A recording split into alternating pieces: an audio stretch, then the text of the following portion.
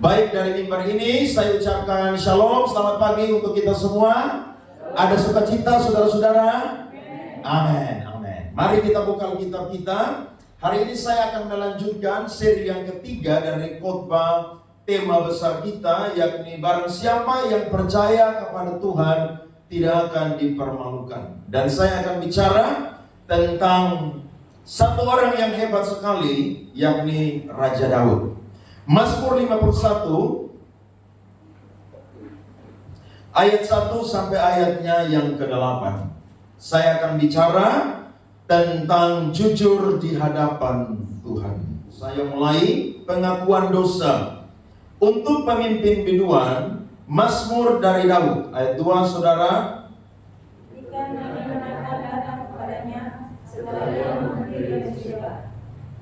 Kasihanilah aku, ya Allah, menurut kasih setiamu. Hapuskanlah pelanggaranku menurut rahmatmu yang besar. Ayat 4.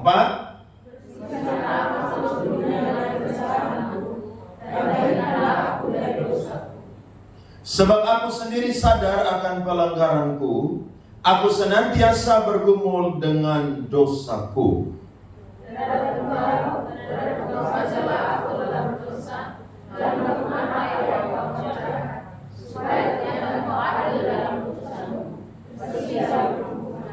Sesungguhnya dalam kesalahan aku diperanakan, dan dalam dosa aku dikandung ibuku. Sama-sama 2, 3. Dan dengan diam-diam engkau memberitahukan hikmat kepadaku. Beri tepuk tangan untuk pembacaan firman Tuhan ini. Amin, saudara. Raja Daud adalah raja yang dipilih oleh Tuhan.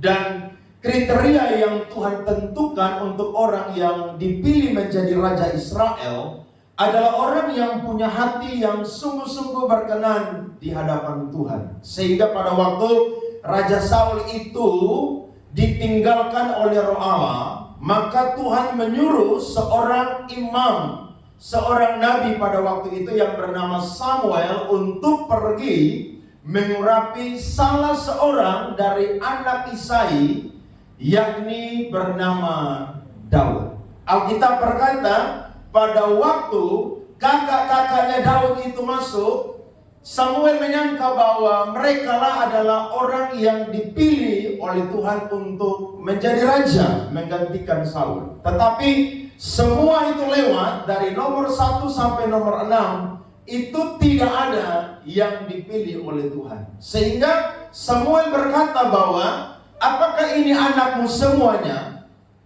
Isai berkata, masih ada yang satu yang bungsu yang sedang menggembalakan kambing domba di padang. Samuel berkata, panggillah dia, sebab acara ini, pesta ini tidak akan dimulai sebelum dia hadir. Dan Alkitab berkata, pada waktu Daud itu masuk, maka firman Tuhan berkata, Daud itu kemerah-merahan, elok parasnya. Dan Alkitab berkata, Samuel bangkitlah dan urapilah dia. Firman Tuhan mencatat, Tuhan memilih Daud bukan karena penampilan lahiriah, tapi yang Tuhan pilih adalah karena Daud memiliki hati yang berbeda dengan semua orang pada waktu itu. Saudara-saudara, perjalanan Daud itu dicatat di dalam Alkitab. Dan kalau kita membaca, kita akan menemukan Daud adalah orang yang hebat. Hampir-hampir dia adalah orang yang sempurna. Tidak ada cacat celah di dalam kehidupannya.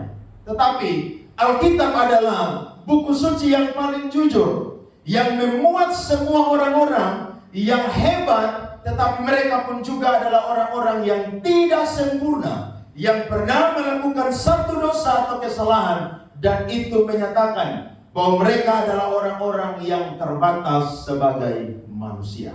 Pada waktu itu, peperangan besar terjadi antara kerajaan Israel dengan Bani Amon. Dan Alkitab mencatat peperangan itu terus-menerus terjadi. Sehingga Daud pun juga pernah turun dalam peperangan. Di dalam 2 Samuel pasal 10 ayat 18, Daud membunuh banyak sekali orang-orang Amon dan juga bangsa Aram pada waktu itu. Tetapi di dalam yang namanya 2 Samuel pasal 11, Alkitab berkata bahwa Daud itu adalah pribadi yang tanpa disadari oleh dia, iblis itu menyatakan satu bujukan rayuan kepada dia, sehingga dia itu pada suatu sore atau petang, dia sedang jalan-jalan di atas soto istananya. Dan Alkitab berkata, pada waktu itu semua pasukannya sedang pergi berperang, bahkan semua prajuritnya sedang pergi berperang. Hanya sisa Daud sendiri yang ada di istana pada waktu itu. Saudara-saudara, biasanya iblis seringkali mendapat celah ketika saya dan saudara ada di dalam keadaan sendirian. Kalau kita lagi kumpul banyak orang, lagi rame-rame, kayaknya ada teman-teman yang di sekeliling kita yang iblis itu kayaknya tidak bisa dapat celah. Tetapi waspadalah, waktu saya dan saudara sedang sendirian, disitulah iblis akan pakai segala cara, akhirnya membuat saya dan saudara dipikat oleh bujukan dan rayuannya. Alkitab mencatat, waktu Daud lagi jalan sore-sore di atas soto istananya, dia melihat seorang perempuan yang sedang mandi. Dan Alkitab mencatat, perempuan itu sangat elok parasnya. Harusnya waktu Daud melihat itu sesuatu yang normal. Bapak-bapak, kaum pria, kalau saudara lihat perempuan cantik, normal atau tidak? Jawab dong. Loh, saudara lebih baik lihat perempuan cantik atau lihat cowok ganteng? Kalau saudara lihat cowok ganteng dan saudara tertarik, berarti saudara miring. Saudara ini sedang alami gangguan, betul? Biasanya zaman sekarang bilang apa? LGBTQ. Tapi kalau saudara lihat perempuan dan saudara mengakui bahwa dia itu cantik, itu sesuatu yang normal, saudara-saudara. Harusnya Daud itu berhenti sampai di situ. Tetapi memang dosa itu, saudara, selalu punya daya pikat yang luar biasa. Akhirnya Daud tanya orang, perempuan itu siapa? Maka salah satu pegawainya menyampaikan, dia adalah Bathsheba, istri dari salah satu prajurit kepercayaanmu yang bernama Uria. Waktu Daud dengar itu, harusnya Daud berhenti juga di situ. Tapi Daud berkata, panggil dia. Nah, memang raja itu, saudara, pada zaman itu punya hak untuk lakukan apapun juga. Coba saudara sebagai orang NTT yang punya nenek moyang yang dari keturunan raja, saudara pasti tanya mereka, raja zaman dulu tuh kelakuannya seperti apa? Makanya ada banyak orang-orang tua dulu yang ditanya, saya ini anak kesekian dari ibu saya tuh istri kesekian dari ayah saya.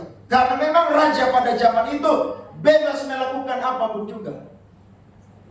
Waktu Bathsheba ini dipanggil, Alkitab berkata, Daud harusnya stop sampai di situ.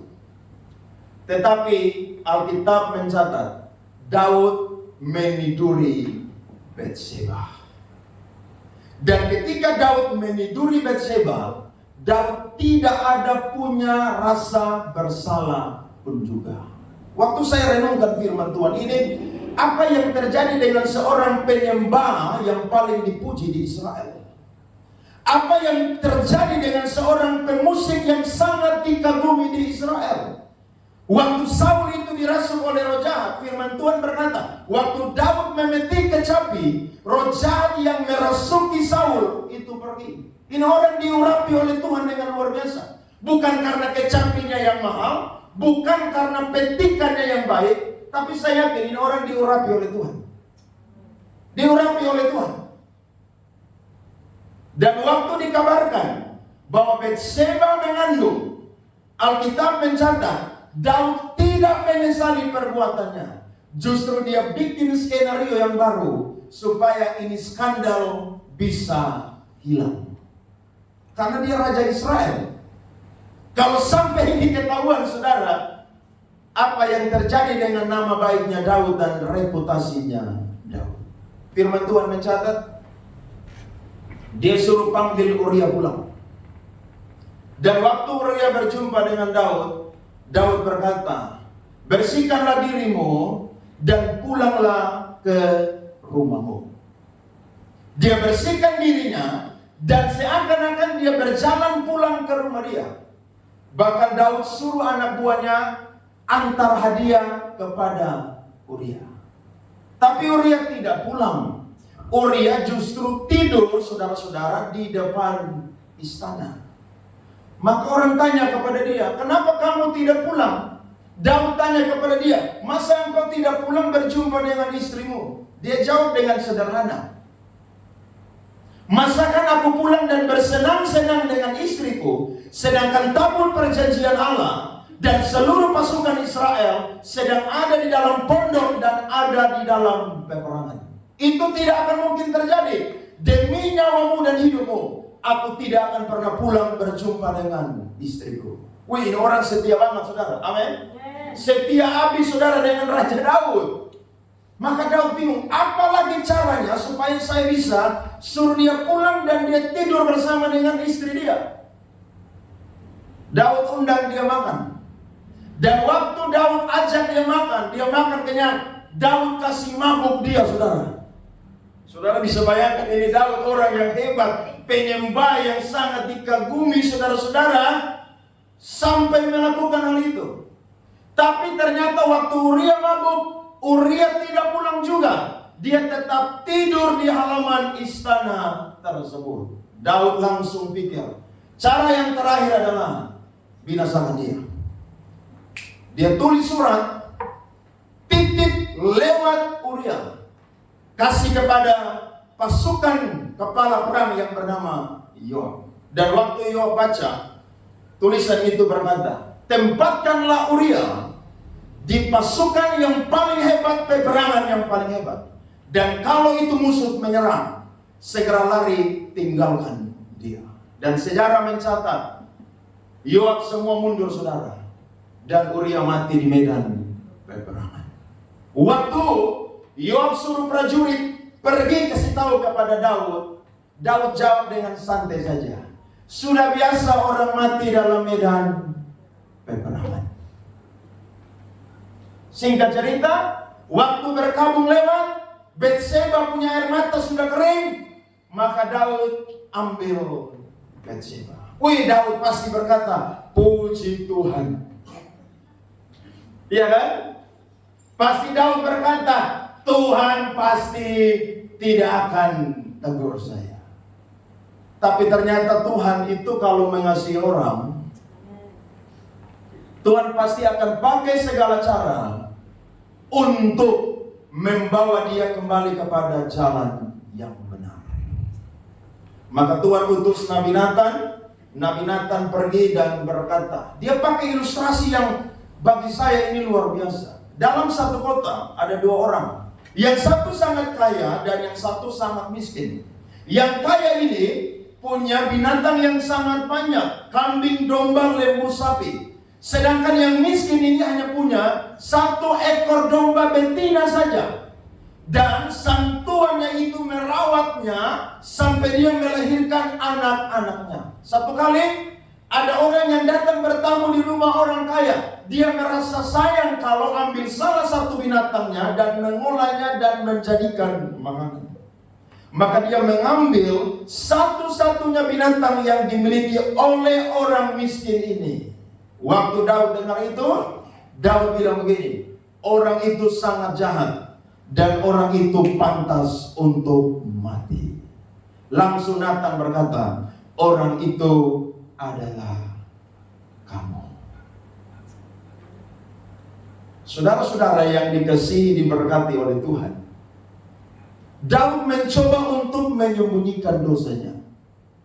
Tetapi ternyata Tuhan itu adalah Tuhan yang punya mata di surga, yang melihat orang siapapun yang melakukan baik dan juga jahat. Waktu firman Tuhan itu disampaikan, singkat saja, Daud langsung berkata, aku telah berdosa kepada Tuhan. Nathan berkata, dosa dosamu sudah diampuni oleh Tuhan. Tetapi ada konsekuensi dari dosa.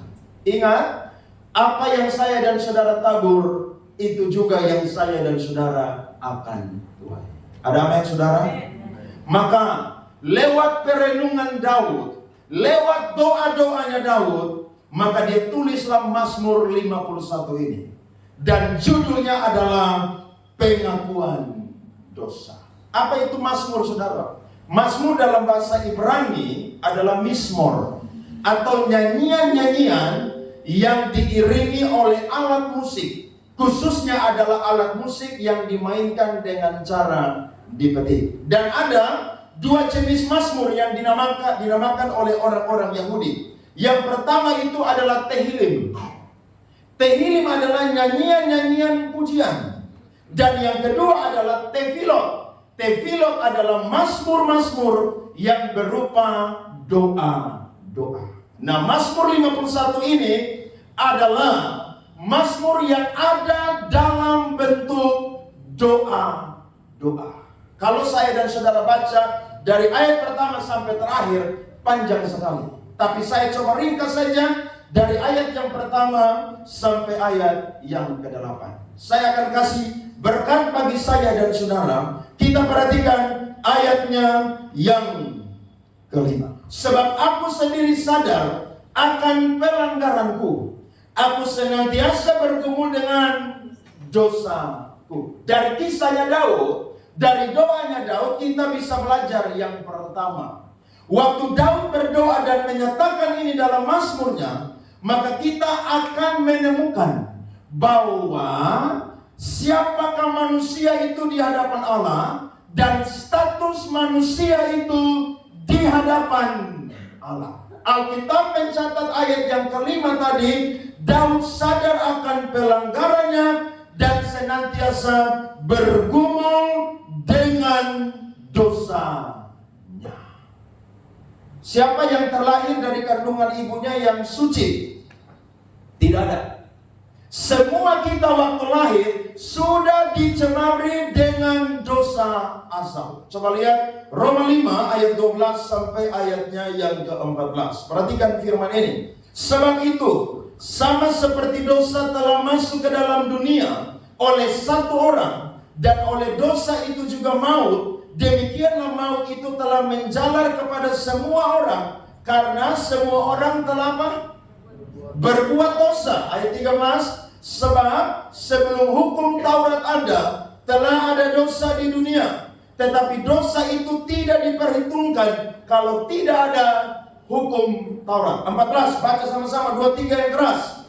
Sungguh pun demikian, maut telah berkuasa dari zaman Adam sampai kepada zaman Musa, juga atas mereka yang tidak berbuat dosa dengan cara yang sama seperti yang telah dibuat oleh Adam, yang adalah gambaran Dia yang akan datang. Coba saudara tanya orang di samping kiri kanan, kamu lahir suci atau berdosa? Pasti kita lahir dalam keadaan berdosa. Nah, orang-orang Yunani, mereka berkata lewat filsafat mereka, waktu seorang anak kecil lahir, itu dia sama seperti kertas putih, atau mereka biasa pakai istilah namanya adalah tabula rasa. Tetapi bagi kekristenan, setiap orang yang lahir, dia sudah dicemari dengan dosa asal yang diperbuat oleh Adam dan Hawa. Dan ketika manusia itu lahir, saya dan saudara sudah membawa natur dosa. Makanya Daud berkata bahwa dia sendiri sadar akan pelanggaran dan dia senantiasa bergumul dengan dosanya dia. Puji Tuhan, saya dan saudara sudah ditebus dengan darah Yesus Kristus, sehingga saya dan saudara sudah menjadi manusia baru. Tetapi pertanyaannya, apakah saya dan saudara masih bisa jatuh di dalam dosa, saudara-saudara? Masih bisa. Siapa bilang orang benar tidak bisa jatuh dalam dosa? Baik pikiran, perkataan, dan perbuatan. Kita masih bisa jatuh di dalam dosa. Dan itu menunjukkan setiap hari saya dan saudara sadar akan pelanggaran kita dan senantiasa bergumul dengan dosa kita. Setan tahu area kita masing-masing. Ada yang punya kelemahan di mana? Telinga. Biasanya yang punya kelemahan di telinga itu rata-rata secara psikologi itu perempuan. Yang punya kelemahan di mata secara psikologi itu laki-laki. Coba saudara suami istri jalan di mall dengan suami, tiba-tiba berpapasan dengan perempuan cantik. Pasti saudara akan lihat suami pasti akan belok kiri sedikit atau belok kanan sedikit. Apakah itu sesuatu yang salah? Menurut saya tidak salah. Lihat boleh, tapi mengingini tidak boleh. Karena Alkitab berkata, setialah dengan istri masa mudamu, bukan dengan istri mudamu. Kan begitu firman Tuhan berkata begitu. Iya kan? Ada orang Kristen yang cut firman Tuhan sedikit. Padahal firman Tuhan berkata, setia dengan istri dari masa mudamu. Dan solusi yang firman Tuhan sampaikan kepada kita, kita punya satu pengantara imam besar yang bernama Yesus Kristus. Waktu kita berdosa, maka waktu kita mengaku dosa dan menyampaikan kepada Dia. 1 Yohanes pasal 1 ayatnya 9 berkata, Dia adalah setia dan adil. Dia akan mengampuni dosa saya dan saudara. Sampai hari ini, saya yakin saudara masih bergumul dengan dosa-dosa saya dan saudara.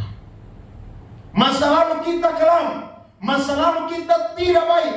Dan kalau kita sudah jadi anak Tuhan hari ini, saya yakin kita menjadi manusia baru. Tetapi kadang-kadang iblis mau membujuk kita untuk melakukan perbuatan-perbuatan lama atau manusia lama kita. Tetapi saudara-saudara, mari saya dan saudara sadar bahwa dosa itu tidak mendatangkan kebaikan, tapi dosa itu mendatangkan kedukaan bagi kita, membuat kita manusia yang merasa diri besar menjadi kerdil di hadapan Tuhan. Daud waktu masih pimpin kambing domba, dia cinta Tuhan, setia, jaga kekudusan. Tapi ketika dia jadi raja, saudara-saudara, dia mulai diangkat oleh Tuhan.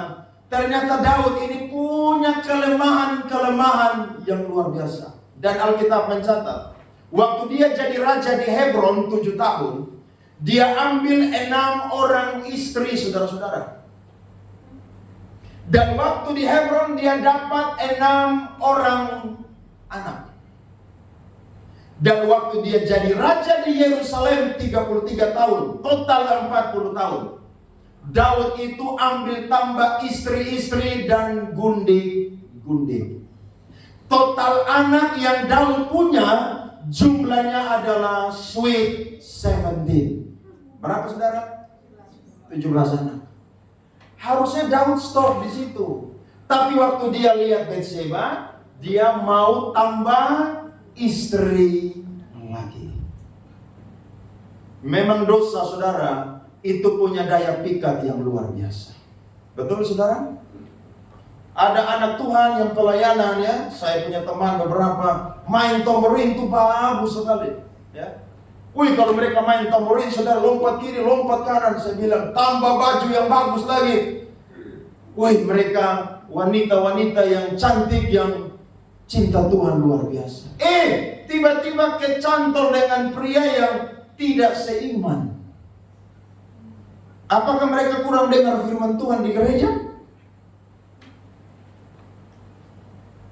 Tidak. Tapi memang dosa itu punya daya pikat yang luar biasa. Makanya saya dan saudara harus sadar bahwa iblis selalu punya cara-cara untuk membuat saya dan saudara jatuh di dalam dosa. Petrus berkata, iblis seperti singa yang mengaum-ngaum. Dia mencari orang yang dapat diterkamnya. Nah, kalau hari ini saya dan saudara punya dosa-dosa dan kesalahan, coba sadar. Kira-kira saya punya kelemahan ini di area mana? Ada orang yang matanya saudara lemah sekali kalau lihat uang.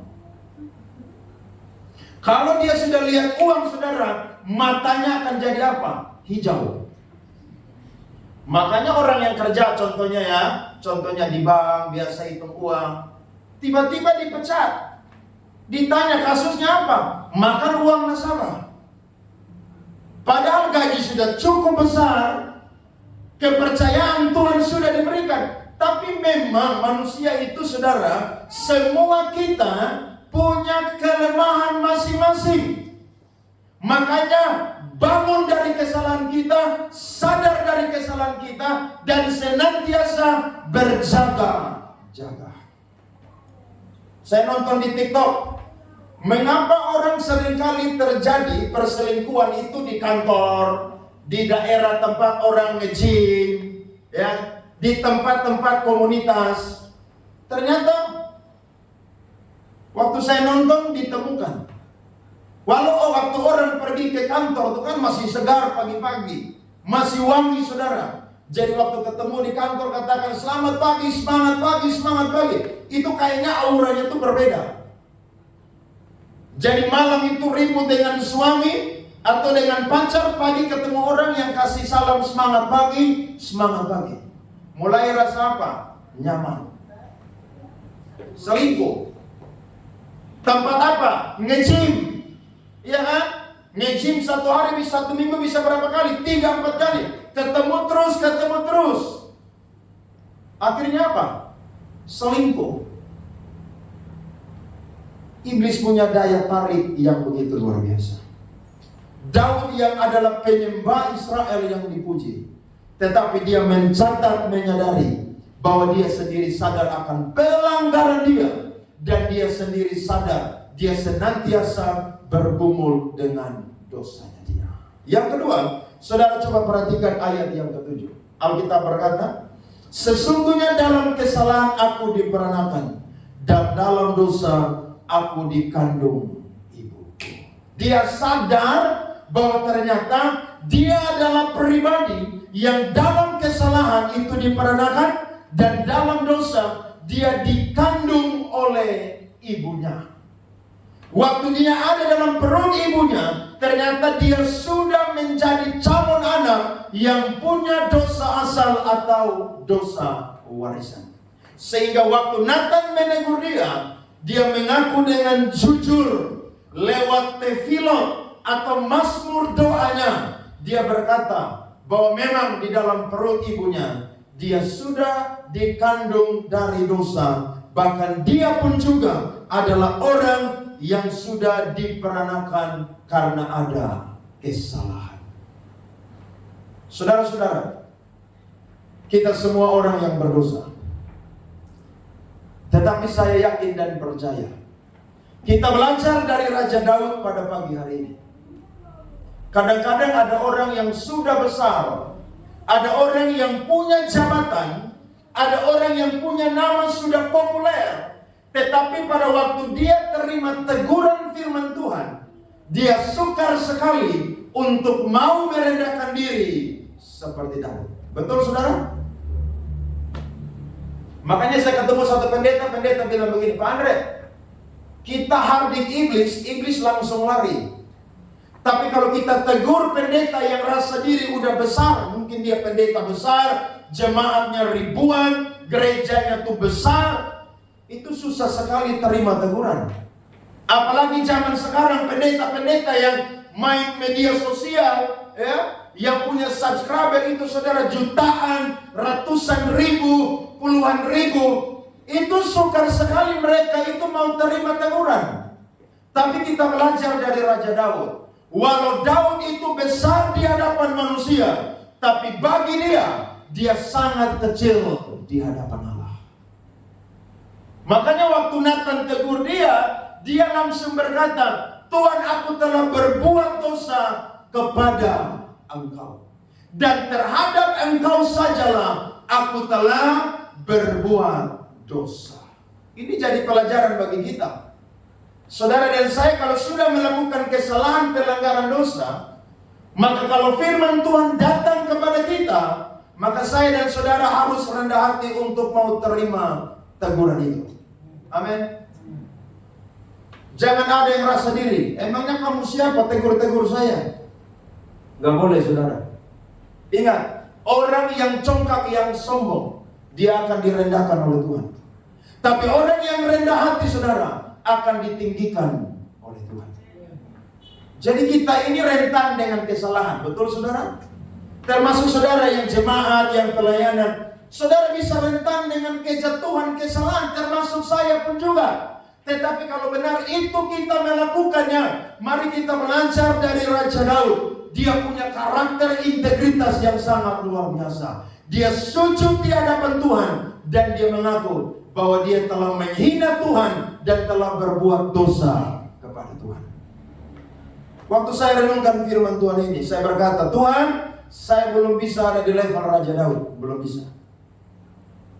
Makanya tidak heran Tuhan pilih Daud ganti Saul. Karena Tuhan sudah tahu Daud punya hati itu berbeda dengan hatinya Saul. Padahal Saul cuma curi kambing domba. Daud curi siapa? Istri orang. Saul lakukan dosa kecil, Daud lakukan dosa. Tapi di hadapan Tuhan dosa besar kecil berbeda, saudara? Tidak. Dosa besar, dosa kecil di hadapan Tuhan tetaplah sama. DOS. Nah, kalau kita, saudara, ditegur, mari punya sikap seperti Raja Daud. Dia sangat rendah hati menerima firman Tuhan. Sampai-sampai coba kita perhatikan di ayatnya yang ke-13. Saudara lihat firman Tuhan. Alkitab berkata, janganlah membuang aku dari hadapanmu, dan janganlah mengambil rohmu yang kudus daripadaku. Bagi Daud, semua boleh hilang. Takhta boleh hilang, harta boleh hilang, kerajaan boleh diambil. Tapi roh Tuhan di dalam kehidupanku, janganlah engkau ambil, ya Tuhan. Jadi Daud berkata dengan sederhana, hubunganku dengan Tuhan, perkenanan Tuhan atasku, itu lebih penting daripada segala-galanya. Mari ada di levelnya Raja Daud. Ada amin, saudara? Kalau saya dan saudara buat dosa, mari, kalau firman Tuhan itu datang kepada kita, terima firman Tuhan itu. Sadar bahwa saya dan saudara memang orang lemah, yang masih rentan dengan kejahatan. Paulus sendiri berkata, jangan ada orang yang bermegah dan merasa diri dia tidak jatuh. Sebab kita semua rentan dengan dosa dan kejatuhan. Waktu saya renungkan Daud tulis Mazmur ini, kalau saya bahas satu-satu saudara banyak sekali. Tapi saya coba angkat ayat 1 sampai ayat 8 saja. Daud adalah pribadi yang hebat.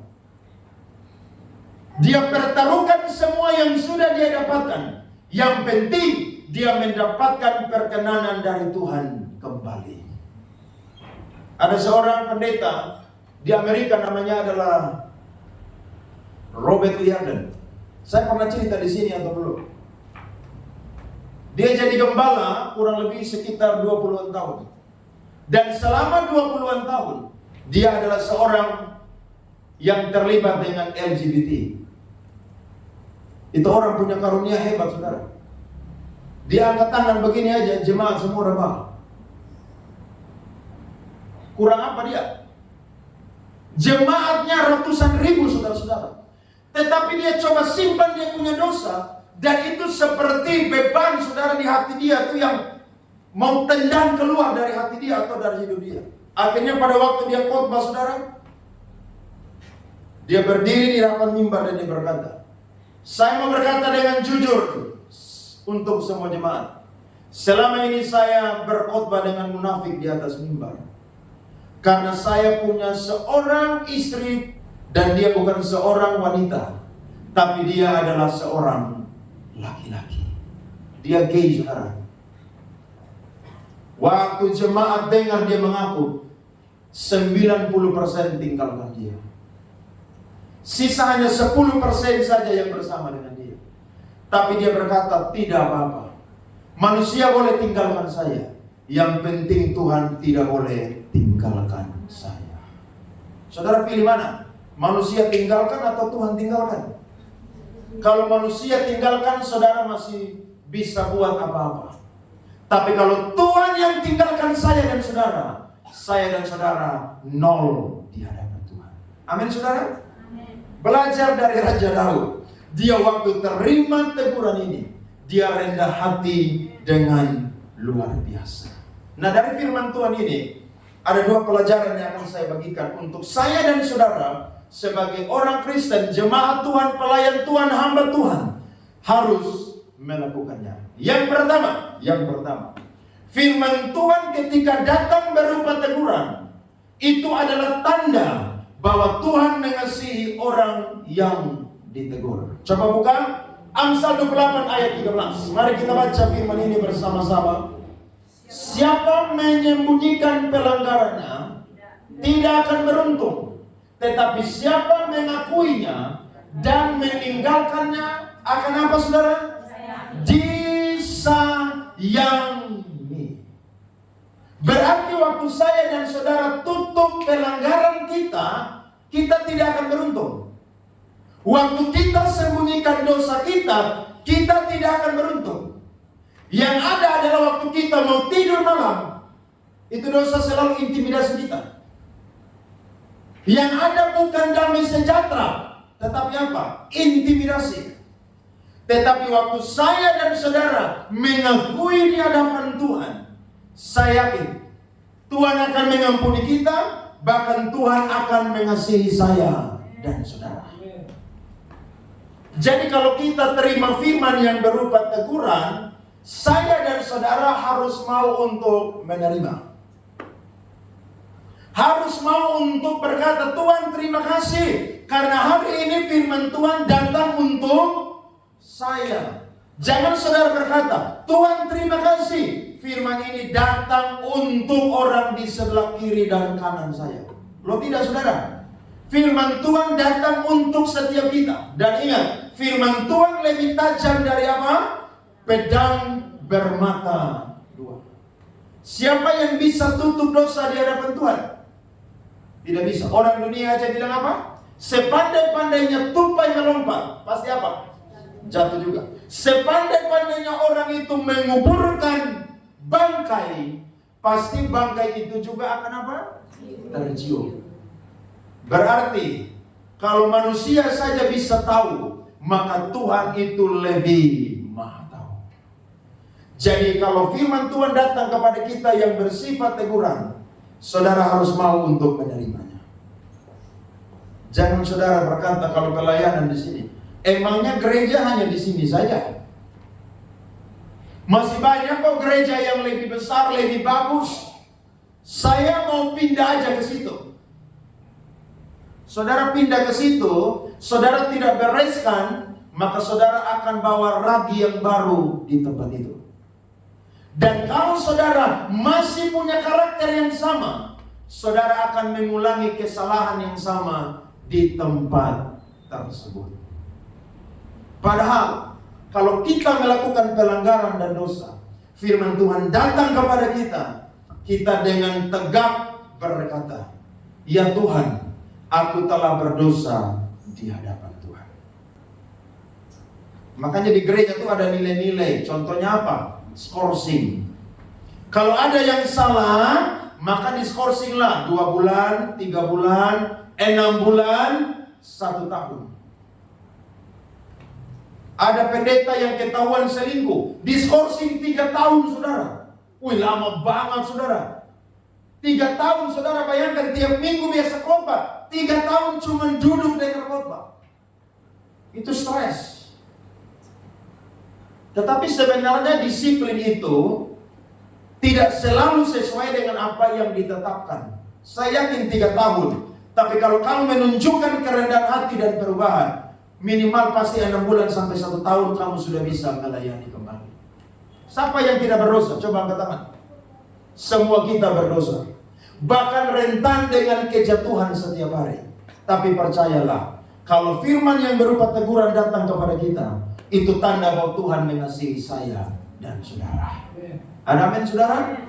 Kalau firman Tuhan yang datang keras sekalipun, dan itu memang menegur saya dan saudara karena kita melakukan pelanggaran, saya mau berkata bahwa itu tanda Tuhan mengasihi saya dan saudara. Tuhan tidak pernah berurusan dengan orang fasik dan orang berdosa. Tuhan selalu berurusan dengan orang benar atau orang percaya. Sekalipun saya dan saudara melakukan dosa dan pelanggaran, Dia tidak akan membiarkan saya dan saudara ada di jalan yang tersesat. Dia akan kirim firman untuk saya dan saudara, supaya saya dan saudara kembali kepada jalan Tuhan yang benar. Berikan tepuk tangan kepada Tuhan, saudara-saudara. Amin. Amin. Dan firman Tuhan mencatat, waktu Daud telah tua, dicarilah seorang perempuan di Israel yang paling cantik untuk bisa membuat badannya Daud itu panas kembali. Ditemukanlah satu orang perempuan yang paling cantik di Israel, namanya adalah Abishag. Alkitab mencatat, Daud tidur di pangkuan dari Abishag. Daud tidak melakukan persinahan lagi dengan Abishag. Daud pernah jatuh, tapi Daud tidak pernah nyaman dengan kejatuhan atau dengan dosanya.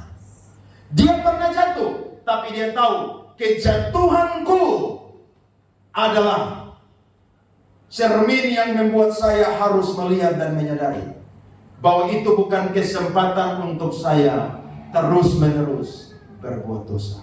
Ada seorang teolog namanya John MacArthur. Dia pernah berkata, roh penurut daging lemah itu bukan sinyal untuk kita terus nyaman dan berbuat dosa. Tidak.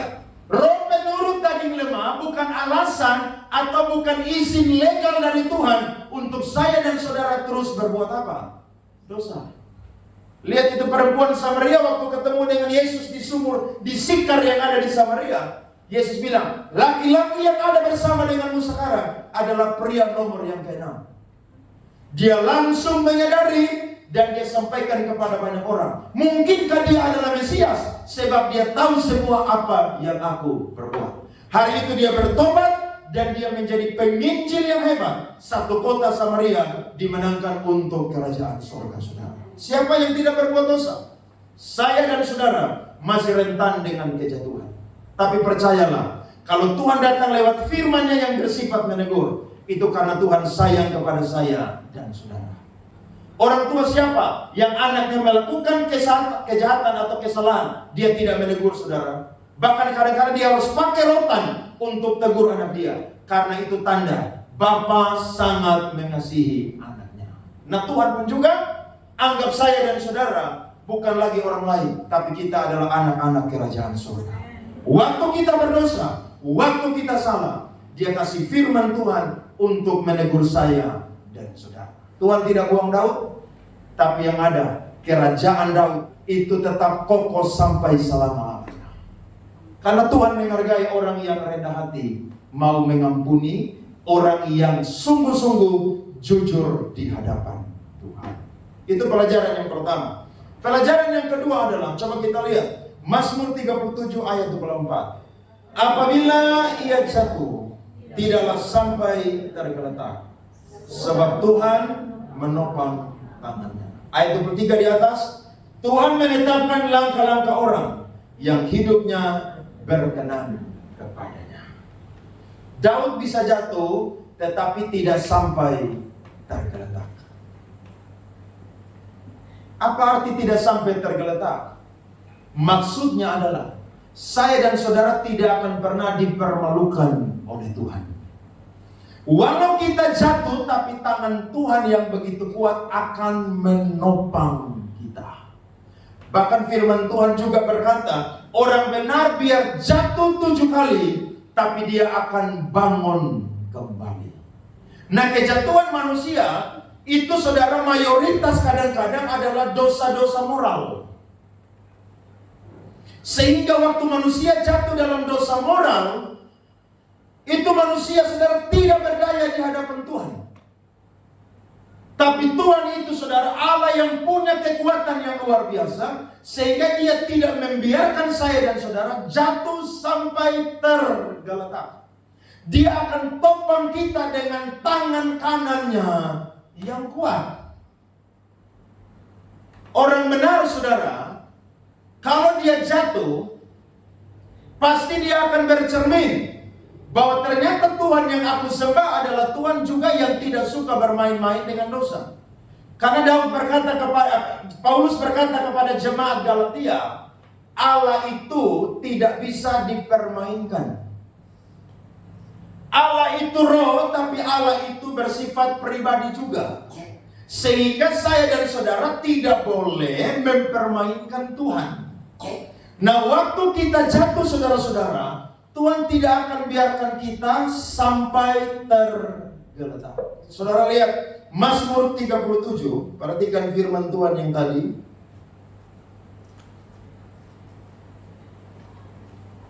Saudara perhatikan firman Tuhan Mazmur 37 ayat yang ke-9. Alkitab berkata, sebab orang-orang yang berbuat jahat akan dilenyapkan, tetapi orang-orang yang menanti-nantikan Tuhan akan mewarisi negeri. Lihat ayat 18 lagi, ayat terakhir. Tuhan mengetahui hari-hari orang saleh, dan milik pusaka mereka akan tetap selama-lamanya. Mereka tidak akan mendapat malu pada waktu apa? Kecelakaan. Dan mereka akan menjadi kenyang pada hari-hari kelaparan. Tuhan tidak akan biarkan saya dan saudara dipermalukan. Bahkan kalau saya dan saudara belajar perjalanannya Raja Daud, Daud seringkali mengalami fitnahan. Daud dikejar saudara oleh musuh-musuhnya yang dia gambarkan dengan kalimat hiperbola yang sangat luar biasa, yakni lebih banyak daripada rambut yang ada di kepala dia. Tapi apakah Tuhan membiarkan Daud jatuh sampai tergeletak? Jawabannya adalah tidak. Karena memang orang benar itu Tuhan selalu topang saudara-saudara. Amin. Tuhan selalu topang saya dan saudara. Bahkan waktu kita tidak berbuat dosa dan kita lemah sekalipun, Tuhan selalu kirim kekuatan yang baru bagi kita, supaya saya dan saudara tidak lemah dan tidak jatuh.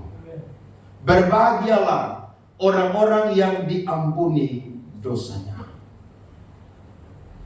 Kebahagiaan yang sesungguhnya bukan dapatkan hal-hal lahiriah, tapi waktu dosa kita diampuni dan kita ditopang oleh Tuhan, itu kebahagiaan yang luar biasa. Mari bersyukur, jadi orang yang benar dan yang berkenan di hadapan Tuhan.